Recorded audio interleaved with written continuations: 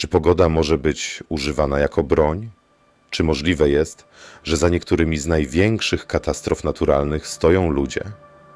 Dziś porozmawiamy o jednym z najbardziej kontrowersyjnych programów badawczych na świecie, HAARP, oraz o tym, jak może on wpływać na pogodę, a nawet być narzędziem wojny pogodowej.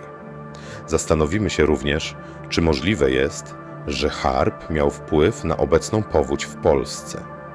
Program HAARP, czyli High Frequency Active Auroral Research Program, został zainicjowany przez Stany Zjednoczone w 1993 roku na Alasce. Jego oficjalnym celem było badanie jonosfery, czyli warstwy atmosfery położonej na wysokości od 50 do 1000 km nad powierzchnią Ziemi. HAARP miał na celu zrozumienie, jak jonosfera wpływa na komunikację radiową, nawigację oraz systemy obronne. Na pierwszy rzut oka wydaje się, że HAARP to zwykły program badawczy. Jednak jego ogromny potencjał do manipulowania warunkami atmosferycznymi i wpływania na pogodę sprawił, że szybko stał się obiektem spekulacji i teorii spiskowych. W centrum HAARP znajduje się potężna instalacja składająca się z sieci anten, które emitują fale radiowe o bardzo wysokiej częstotliwości w stronę jonosfery. To właśnie ten element wzbudza najwięcej kontrowersji. Aby zrozumieć, jak HAARP może wpływać na pogodę, musimy spojrzeć na mechanizm działania programu. Emisja fal radiowych w jonosferę może powodować lokalne podgrzewanie tej warstwy atmosfery, co prowadzi do zmian w jej strukturze.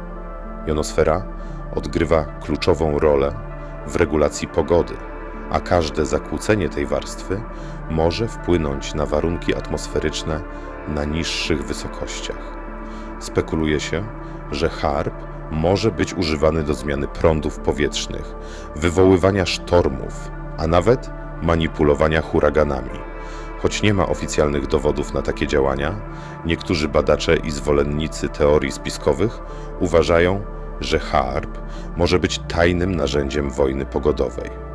Istnieją również sugestie, że HAARP może powodować trzęsienia Ziemi poprzez generowanie fal sejsmicznych. Teoria, która jest szczególnie popularna w niektórych kręgach. Na przestrzeni lat pojawiło się wiele przypadków, w których HAARP był oskarżany o wywoływanie katastrof naturalnych. Jednym z najbardziej znanych przykładów jest trzęsienie ziemi na Haiti w 2010 roku. Krótko po tym wydarzeniu wielu teoretyków spiskowych sugerowało, że było ono wynikiem manipulacji geofizycznych przeprowadzonych przez HAARP. Choć naukowcy odrzucili te teorie, twierdząc, że nie ma dowodów na to, że HAARP może wywoływać trzęsienia ziemi, spekulacje nadal krążą w sieci. Inny przykład dotyczy huraganu Katrina, który spustoszył Nowy Orlean w 2005 roku. Niektórzy sugerują, że ten potężny huragan mógł być wzmocniony lub nawet wywołany przez działania związane z HAARP. Zwraca się uwagę na niezwykłe zjawiska atmosferyczne, które miały miejsce przed i po huraganie, choć żadne oficjalne badania nie potwierdziły tych zarzutów. W 2003 roku, kiedy miało miejsce niezwykle silne tornado w Oklahomie, znów pojawiły się sugestie, że HAARP mógł być zaangażowany. Uwagę zwróciły nietypowe anomalie pogodowe w tym regionie oraz intensywność zjawiska. Pomysł wykorzystania pogody jako broni nie jest nowy. Już w latach 60. i 70. XX wieku Stany Zjednoczone przeprowadzały eksperymenty w ramach operacji Popeye, której celem było przedłużenie pory deszczowej w Wietnamie. Poprzez rozpylanie jodku srebra w chmurach Amerykanie próbowali wywołać ulewne deszcze, które miały utrudnić ruchy wojsk wroga. To pierwszy udokumentowany przypadek wojny pogodowej. Od tamtej pory technologia znacząco się rozwinęła, a programy takie jak HAARP tylko zwiększyły spekulacje, że manipulacja pogodą może być używana w celach militarnych. Jeśli HAARP rzeczywiście może wpływać na jonosferę i zmieniać warunki atmosferyczne, to czy możliwe jest, że jesteśmy świadkami nowej formy wojny, wojny pogodowej? W kontekście ostatnich powodzi, które dotknęły Polskę, niektórzy zaczęli spekulować, czy HAARP mógł odegrać rolę w tych wydarzeniach.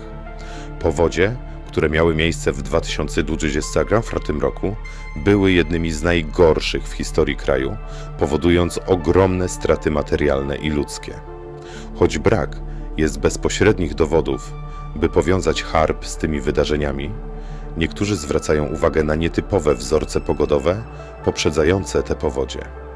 Anomalie pogodowe, takie jak nagłe i intensywne burze, mogą być wynikiem zmian w prądach powietrznych, a to właśnie jest jedna z teorii dotyczących działania HAARP.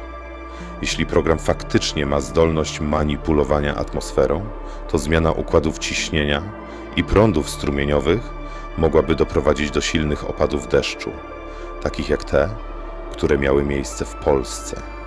Warto jednak pamiętać, że powódź w Polsce mogła być wynikiem naturalnych zjawisk atmosferycznych, a nie manipulacji.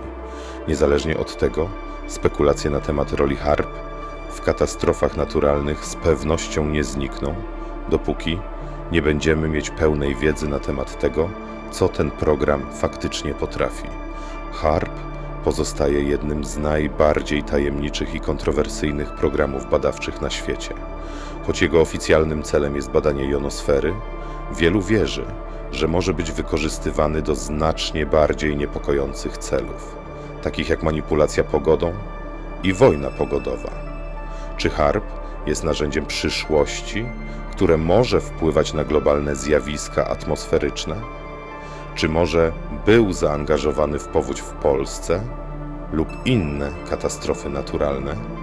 Na razie pozostajemy z pytaniami i spekulacjami, ale jedno jest pewne: z każdym rokiem technologia staje się coraz bardziej zaawansowana, a granica między nauką a manipulacją pogodą staje się coraz cieńsza. Jeśli chcesz dowiedzieć się więcej o tajemniczych programach badawczych, technologiach wojskowych i ich wpływie na nasz świat, subskrybuj nasz kanał i bądź na bieżąco z najnowszymi odkryciami. Dziękujemy za oglądanie. Jeśli ten temat Cię zainteresował, zostaw łapkę w górę i podziel się swoimi przemyśleniami w komentarzach. Do zobaczenia w kolejnych odcinkach.